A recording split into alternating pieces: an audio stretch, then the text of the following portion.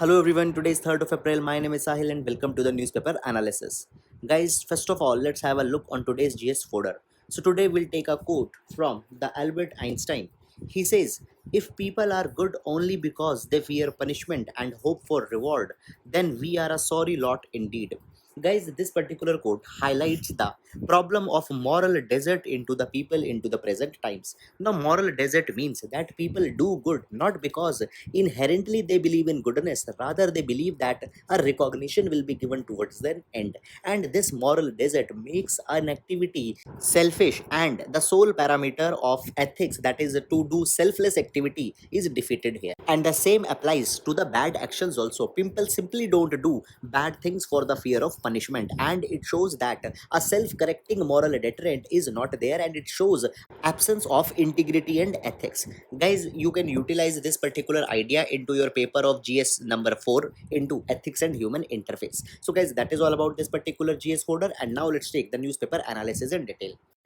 First of all, guys, before beginning, I want to acknowledge that in last 2 days newspaper was not published. It was because of the fact that I was severely struck into some kind of unavoidable thing. So apologies for that, and I hope that you will be understanding the situation. Now guys, taking up the first article, this article has been taken from the Business Standard newspaper, and it will be important for our GS paper number 3 under the topic of market monopolies, competition and their regularization. Now this article pertains to the UPI. Now first of all, we will be taking up the very brief background information. Guys, UPI stands for the Unified Payment Interface, which is created by the NPCI, that is the National Payment Corporation of India. Now, via the UPI, just by having a virtual payment address, you can send money to anyone. Now, this virtual payment address could be mobile number, it could be IFSC and account number, etc. Now, guys, when the NPCI created a UPI, it made UPI as an open platform. It means that by using the UPI, third party can also create their app onto this particular platform and can give the services of money transfer to the people. Now, by using the UPI platform, the third party apps have been created in India. For example, there is Google Pay, there is Phone Pay, there is Paytm, MobiKwik, etc. Now guys, these third party apps, they have provided a large convenience to the consumers. Now what has happened? First of all, this development happened. After that, guys, government also waived off the MDR charges onto the UPI. Now MDR stands for merchant discount rate. Now you might have seen this particular thing, that when you go to make a payment by the card, the shopkeeper, they ask you 2% extra, 1.5% extra. Now this 1.5 or 2% extra they are asking as an MDR, which they have to give in turn to the payment gateway. For example, the payment gateways are Visa, MasterCard, etc. Now, because of these merchant discount rate, the transactions via the card used to be very much expensive. But now, as the UPI came, on UPI the MDR charges are not there. So even the shopkeepers prefer to receive money by the UPI. Even the consumers want to pay money by the UPI. So the penetration of UPI in India has been very much large, and right now more than 100 million transactions of UPI are being done, and it is expected that into the coming times these transactions will increase to more than 1 billion per day. And into this particular aftermath, NPCI wants that there needs not to be one particular third party app which holds the monopoly into this particular thing. So therefore, in order to reduce the monopoly, NPCI has enforced a 30% rule onto the UPI third party apps. Now, in simple terms, this rule means that no one company can have more than 30% market share of the UPI transaction. They want to limit it to 30%. Now, what will happen? Now, first of all, whenever one particular application will have 25 to 27%, they will be sent an email or a letter of intent that they need to limit their activities. Then after that, when they will increase to 27.1 to 30%, then again a letter of intent or an email will be sent, and it will be asked that what measures or steps they have done so that they don't breach the 30% norm. However, if still they exceed it, then the apps have to take the steps to stop the onboarding of new customers, and will have to give an undertaking that they will not increase it to more than 30%. Now, this particular thing has been done in order to reduce the monopoly, but at the same time, the UPI players are saying that it is a kind of a signal that they will not be allowed to be grown, and this thing will send bad signals in terms of ease in doing business in India. Now, see, when we talk about the UPI has been a stellar moment of India. Even the Bill Gates had appreciated the UPI as a kind of a monumental fundamental thing. Now it has been also said that when such kind of restrictions will come, further innovations will be restricted and the companies will not have incentive to spend, and it will ultimately be impacting the consumer experience. So such kind of roadblocks need not to be there. So guys, there are both the aspects of this particular thing, and if a question comes, both the aspects are also to be provided. So guys, that is all about this article, and now we'll be moving to the next article. Friends, this article has been taken from the Business Standard and it will be important for our GS paper number 1 under the topic of urbanization, as well as in GS paper number 2 it will also be utilized. See guys, it is talking about the importance of public transport. Now when we talk about public transport into the urban areas, they are called as the mobility backbone because of the fact that they provide cheap, affordable and last mile connectivity to the middle class, lower middle class and the poor sections. And guys, into this particular context, if we want to put the things into numbers, we can take a 2017 KPMG report, which provides that 70 million bike trips are made on buses every day. Moreover, guys, according to Chalo, it has been provided that a total spend on shared commute is $83 billion, which includes buses, autos, trains, cabs, and other modes of transport. And guys, particularly the buses are the biggest mode of shared transportation, and daily spending is approximately $20 billion, which is huge. Now all this thing was going on, and guys, we know that the COVID pandemic struck, and it has created a kind of a health anxiety into the people, and people want to avoid the public transport, but at the same time private transport via the cabs, taxis, etc. is very much expensive, and even it is creating an out of pocket expenditure for the lower middle classes. So therefore there is an urgent need that the startups need to unleash the technology breakthroughs into the public transports. And guys, into this particular article there are certain examples of the technology breakthrough that has happened, and you can utilize it as a reference or as a case studies into your answers if an answer onto the urbanization, public transport, etc. comes.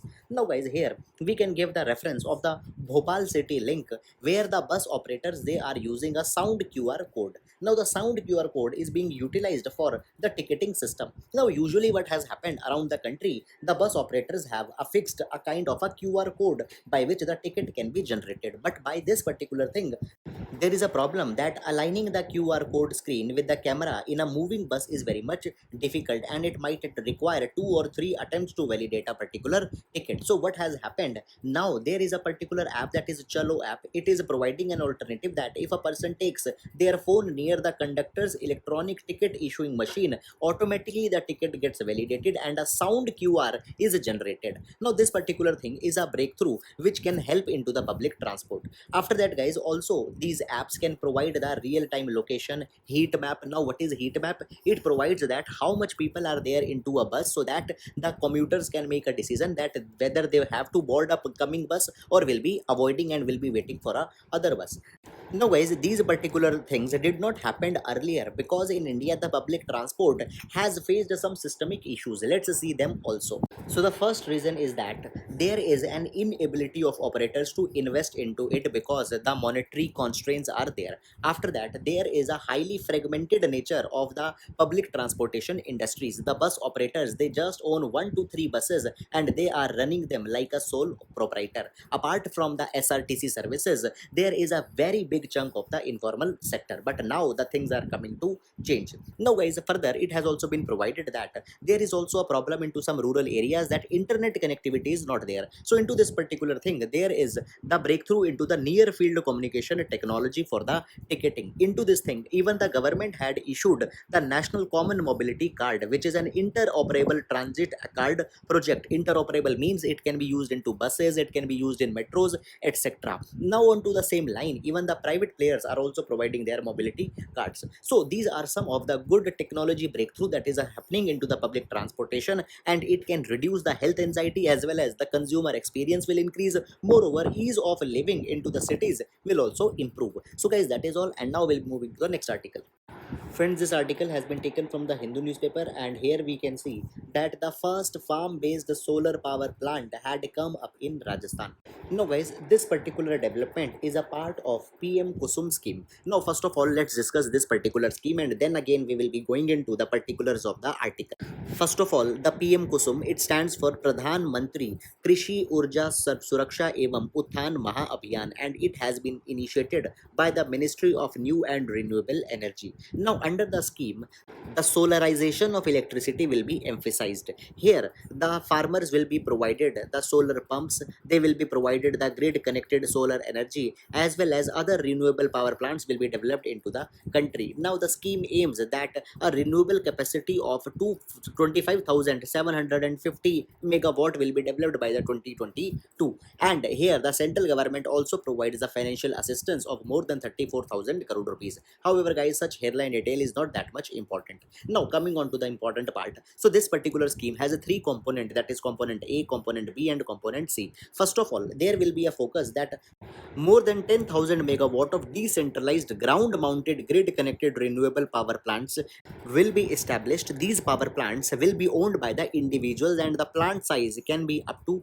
2 megawatt. After that, the component B is there, where there will be the installation of 17.5 lakh stand alone solar powered agricultural pumps.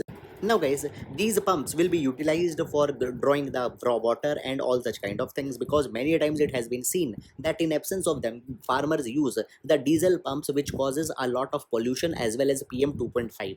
And then the third component, that is the component C, is also about the solarization of 10 lakh grid connected agricultural pumps. They are the existing and they are the standalone pumps. Now, guys, under this particular scheme, the state nodal agencies of MNRE, that is the Ministry of New and Renewable Energies, will coordinate with the states as well as union territories, discoms, as well as with the farmers for the implementation of the scheme. Now, under this particular thing, the Rajasthan's example has been given, where the Rajasthan Renewable Energy Corporation Limited has identified more than 623 farms where the solar power plants will be created, and the first power plant has came in the operation into the Rajasthan in Kotputli Tehsil. Now, guys, what is the potential of this particular power plant?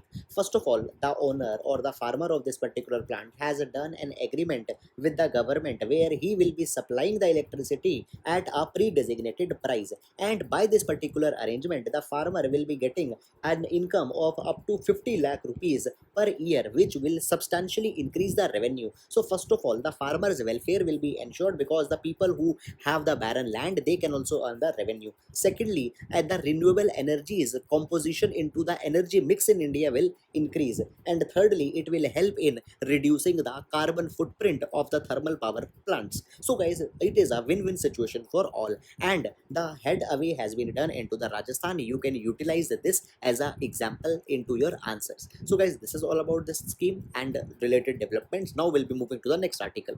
Friends, this article has been taken from the Business Standard newspaper, and it can be important for our GS paper number 3 into ecology environment, where we can utilize that what will be the alternative savings if we switch to the electronic vehicles. Now, guys, there has been a huge push onto the EVs into the recent times, and this particular thing we can also see that different state governments are giving huge incentives. For example, recently in Delhi, it has been provided that the road tax will be waived off, then further concessions will be provided onto the electronic vehicles. Moreover, a further push has also come into the EV because of government's policy, where the GST rate has been slashed. After that, the government has came out with a faster adoption and manufacturing of electric and hybrid vehicle FAME scheme, whose phase 2 has been started, and under this, various incentives and preferences are being given to the EVs.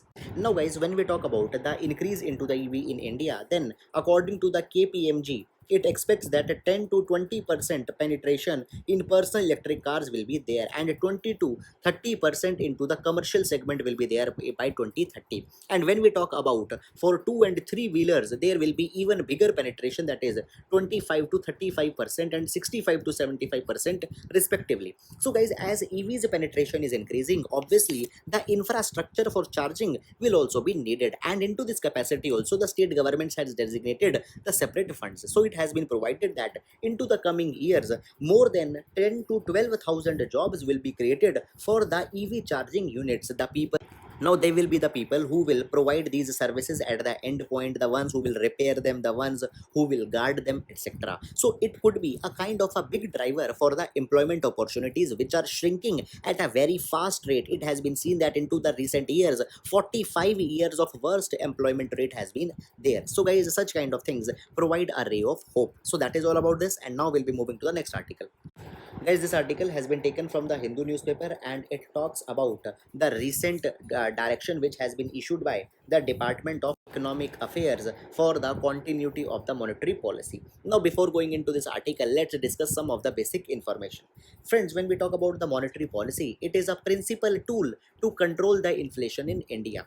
So, majorly by changing the benchmark rate such as the repo rate, reverse repo rate, the inflation is controlled. Now, when the repo rate is changed, as the other rates such as the marginal standing facility, etc., are linked, they are also changed, and principally the inflation is kept under the control. Now, guys, earlier the monetary policy was the purview of the Reserve Bank of India, and recently it has been given to a monetary policy committee which has the members from the RBI as well as from the government. However, the chairman is the governor of the Reserve Bank of India. Now, guys, when we talk about the monetary policy, earlier the Reserve Bank of India was not following a particular target that this is the amount of inflation that is to be kept. However, there was the Urjit Patel Committee which was constituted a few years back, and the Urjit Patel Committee provided for the first time inflation targeting in India. It said that we need to have the clear band of inflation that is suitable for Indian conditions, and it suggested that the 4% inflation is a kind of acceptable, and it can vary for as a plus minus 2%, that is minimum 2%, maximum 6%. And guys, on to this particular line, a 5-year agreement was signed and inflation targeting began. Now this 5-year agreement has expired on 31st of March, and there was the speculation that whether the inflation targeting will be continued in India or will not be continued in India. And now this speculation has been put an end as a notification has been issued by the Department of Economic Affairs, where they has announced that the inflation targeting will be again be started up till the quinquennium, that is the 5-year period, and it will end up till 2026, and the same band, that is the 4%, upper tolerance level of 6%, lower tolerance level of 2% will be there. Now guys, this particular development has been good because right now we are seeing that a particular inflationary pressure is there, and it is problematic because after the COVID-19 pandemic there is a fragile economic situation. When we talk about the economic, then according to the consumer price index latest data, retail inflation accelerated by almost 100 basis points, and the particular prices of food and fuel are very much volatile. So there was an urgent need for the inflation targeting, and this speculation has been put to an end for good. Moreover, guys, at the same time there is also a balance that is needed, that how much inflation is to be done. Now if in an overzealous nature extra brake will be applied, India might also end into a deflationary trend which will be even more problematic. So even now a balance has to be achieved by the monetary policy committee, and a stellar the work has to be done. So guys, that is all. It will be important for your GS paper number 3, that is the economic scenario in India. So guys, that is, and now we'll move to the next article.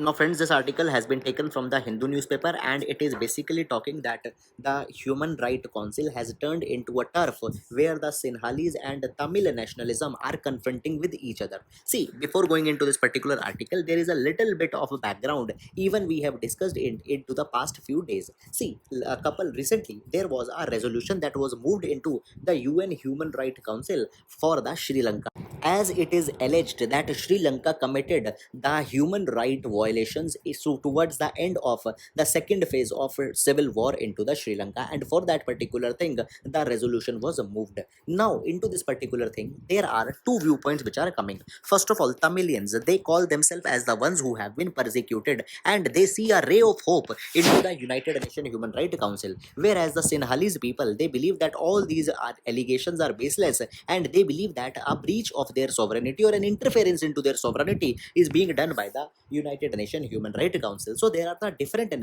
narratives on of one particular institution. So guys, this is the entire crux of this particular article. However, into the article much of the substance has not been given, so if you want you can avoid it. However, just for a pleasure reading, if you want you can make a reading of it. Moreover, already we have discussed this entire issue multiple number of times, so we will not be going too much into the details. So guys, that is all, and now we'll be going to the next article. Guys, this article has been taken from the Hindu newspaper, and it will be important for GS paper number 2 social justice, particularly for the vulnerable sections, and here the women will come. Now, the report has been released by the Lancet, which is one of the most prestige health journal. So, into the Lancet Global Health Journal, it has been provided that due to COVID-19, there is a 28% increase into the stillbirth. Then further, there is a 33% increase into the risk of a mother who can die due to the complications during their pregnancy. Then guys, there is also huge increase into the maternal depression, that is the depression which comes when the women are pregnant.